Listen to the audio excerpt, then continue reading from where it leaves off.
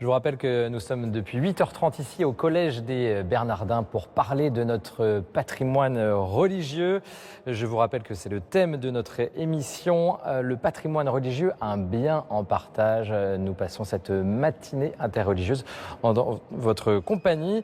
C'est la fin de cette première partie. Merci Monsieur le Sénateur d'avoir été avec nous, c'était un plaisir. Merci.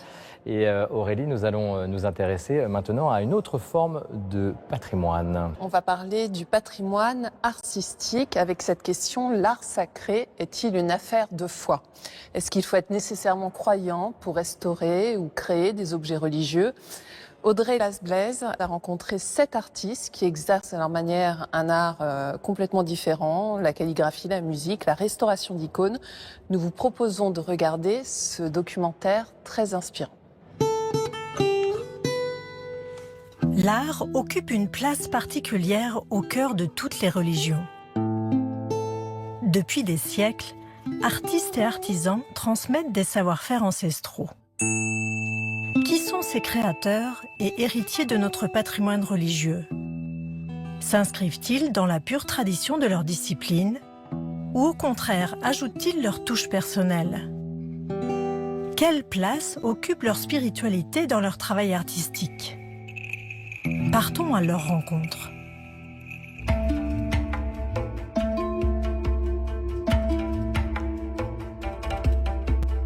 C'est dans la ville de Vence, dans le sud de la France, que Franck Laloux vit et travaille. Il est calligraphe. Sa vocation pour l'écriture commence dès son premier jour d'école, un stylo dans la main. À l'âge de 11 ans, ses parents, de confession juive, lui font découvrir l'hébreu avec l'enseignement du Talmud Torah. Je suis confronté à une écriture complètement différente et qui s'écrit de droite à gauche. L'alphabet hébraïque est un alphabet qui était exotique, c'est-à-dire qu'il a fallu que je l'incorpore.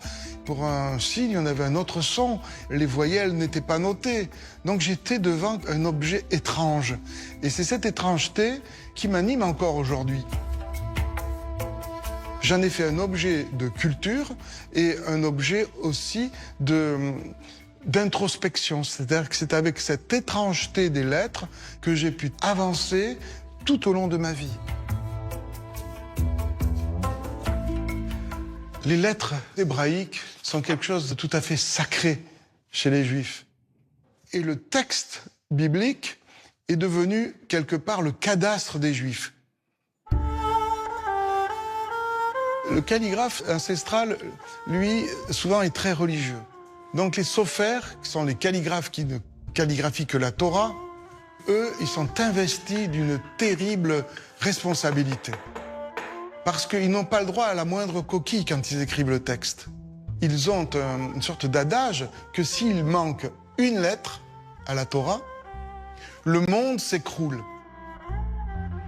Moi, je suis un artiste calligraphe. Et la tradition anime tout ce que je fais. Si je n'ai pas une loi, une règle, même quitte à la transgresser, tout s'étiole. La calligraphie, elle est basée sur 3 choses. Un trait, un geste, un souffle. Quand je fais un trait, il est fait dans l'expiration. Il est fait dans la concentration, la méditation.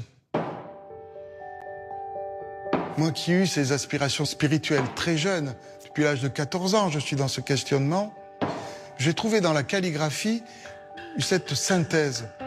Elle est comme une prière en mouvement. C'est habiter des textes sacrés autrement que par l'intellect. La lettre Yod, c'est la lettre la plus petite de tout l'alphabet, mais c'est la plus importante parce qu'avec la lettre Yod, je crée toutes les autres lettres. L'hébreu, la calligraphie hébraïque, fait partie du patrimoine français. Moi, qui suis artiste contemporain, je revisite avec l'esprit de modernité, j'universalise et aussi j'ouvre ce champ de recherche à qui veut le voir. Comme dans le judaïsme,